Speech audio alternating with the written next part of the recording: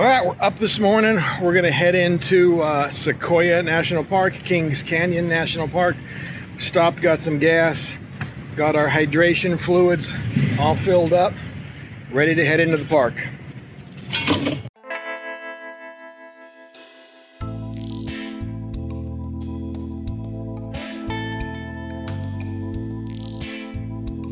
It was a beautiful ride up into Sequoia National Park, although it was a little bit busy. But we knew that it was going to be that way. It was 4th of July weekend, after all.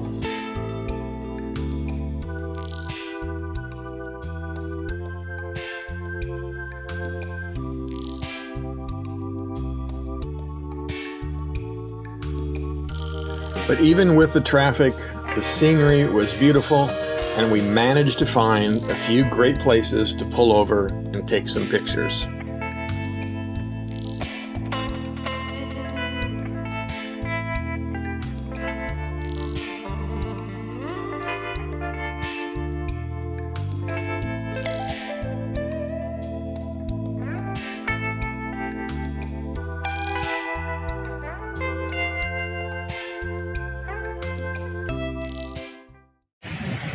So we made it here to Sequoia National Park.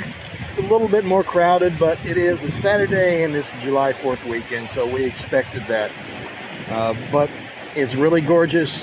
We're just riding up alongside this canyon, this gorge here, with the water down in it. Beautiful.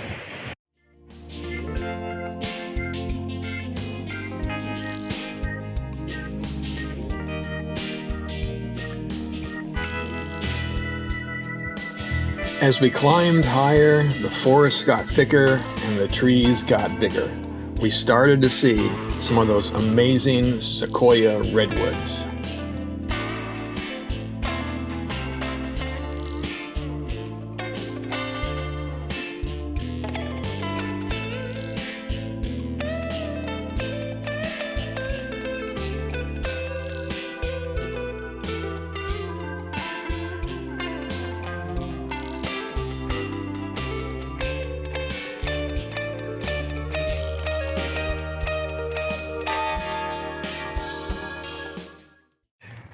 So it's very crowded in here today, but we did find a place to park alongside the road where we can kind of walk down a little bit amongst all of these just amazing giant trees back here. There's Kevin coming down from, you can see the size of him and the size of that tree out there. So it's a shame, though. A lot of them got burnt in the fire, I guess, from last year or the year before. So there are some sections that have been pretty well devastated, and you can see the burn marks on all of these trees. But they've survived many fires before.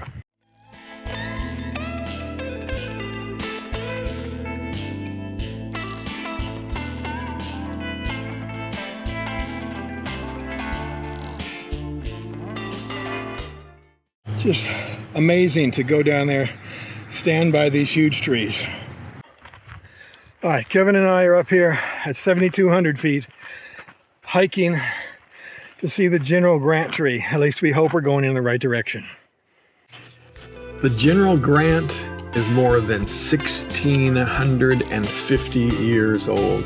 It is the second largest by volume giant sequoia redwood in the world. It is the third largest in footprint. It measures more than 107 feet in circumference. The General Grant is actually located in Kings Canyon National Park and not Sequoia National Park. So when we were done with the General Grant, that's where we went. We rode the beautiful scenic ride through Kings Canyon National Park.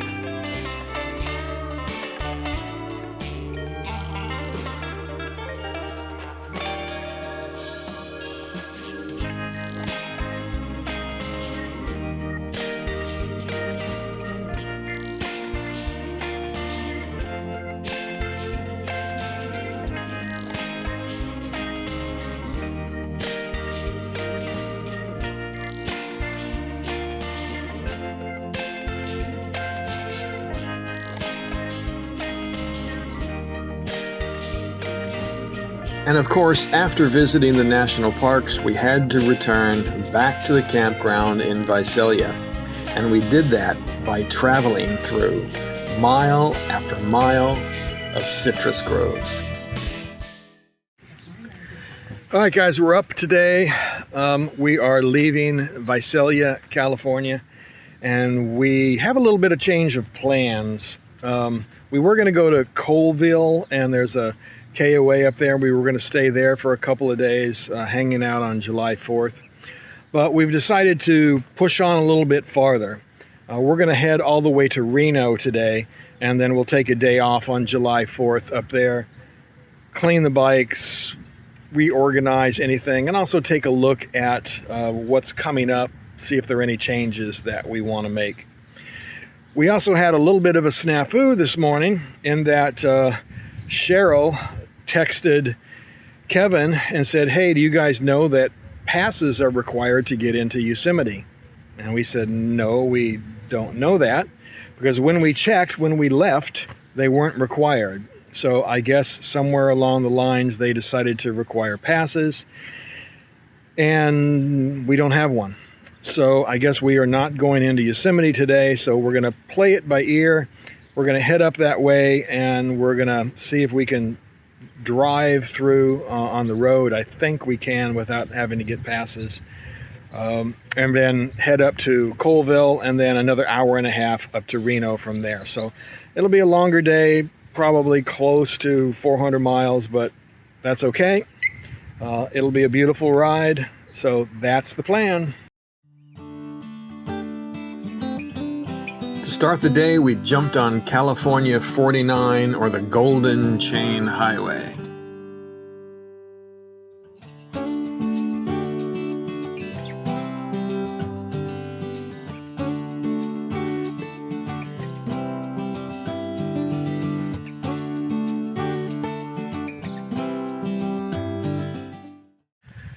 So it's sad when you pull up to the gas pump and you see $6.40 a gallon and you say, "Hey, that's not a bad price."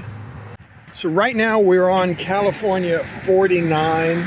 We've done 100 miles or so already this morning.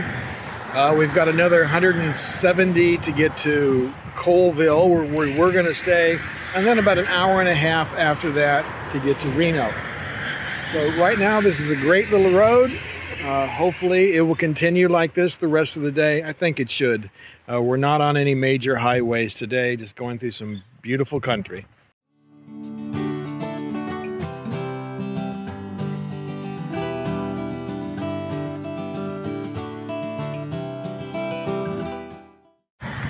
All right, stop for a little lunch. I think we've got another probably 4 hours or something to go to get there. To Reno, that is, and we'll get in at 5 o'clock, something like that.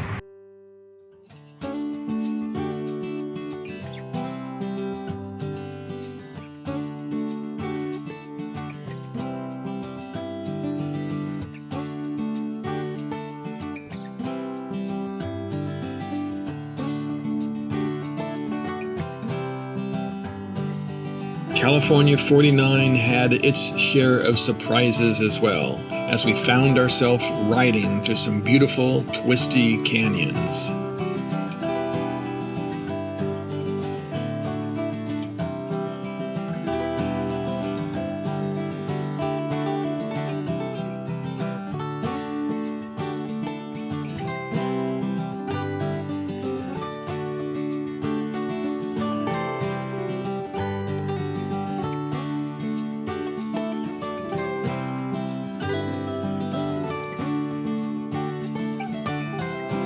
After finally traversing the length of California 49, we got on to California 108, which is the Sonora Pass Road.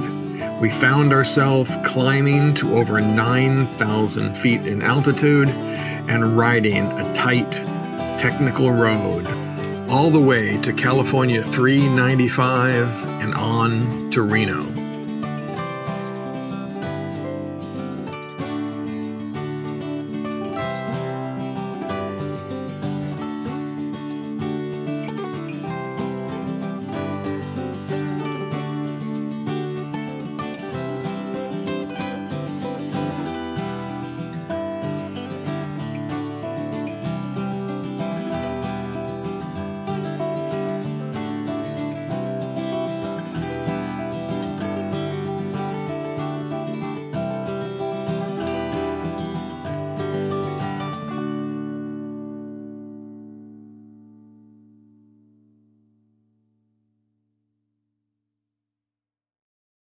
All right, guys, we're in Reno here today, and we had a little discussion this morning at breakfast.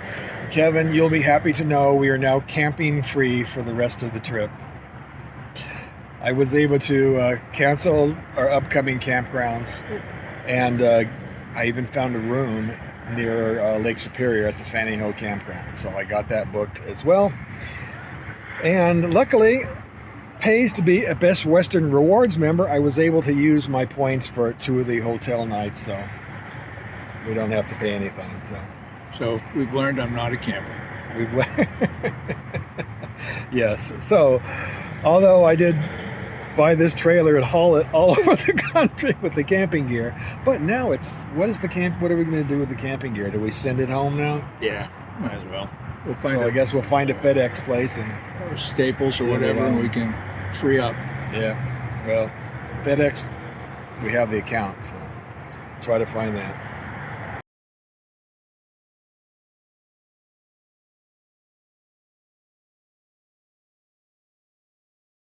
So it is the 4th of July, and we are here in Reno, Nevada. I decided to celebrate the 4th by getting myself a cigar.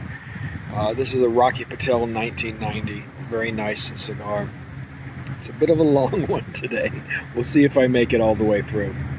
But I decided that was going to be my fireworks for the day. Now, while Kevin was great as we were doing these things, I think I may have worn him out a little bit as well. Because he's not used to the traffic that you run into when you're out here in LA, or the techniques that you need to use to drive in this traffic. And I'm not just talking lane splitting. I'm talking, being a little bit more aggressive in your driving and a little bit quicker in your driving than Kevin is used to back home.